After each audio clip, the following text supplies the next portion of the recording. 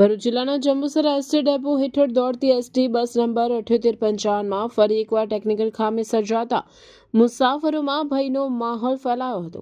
પ્રાપ્ત માહિતી મુજબ બસ જંબુસરથી વાયા વેડજ પિલુદ્રા અને કાનવા માર્ગે કીર્તિ તરફ જઈ રહી હતી। આ દરમિયાન કુરાલ ચોકડીથી આશરે 100 મીટર આગળ બસના એન્જિનમાંથી અચાનક ધુમાડાના ગોટા નીકળવા લાગ્યા હતા।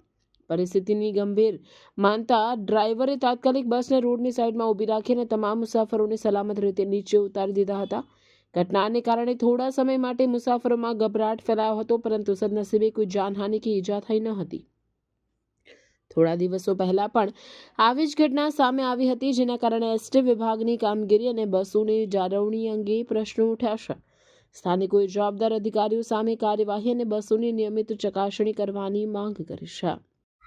દર્શક મિત્રો, આવા જ લેટેસ્ટ અપડેટ અને સમાચાર જોવા માટે જોડાયેલા રહો ફેસબુક, ઇન્સ્ટાગ્રામ, યુટ્યુબ ચેનલ સાથે વિશ્વ ભારત ન્યૂઝ।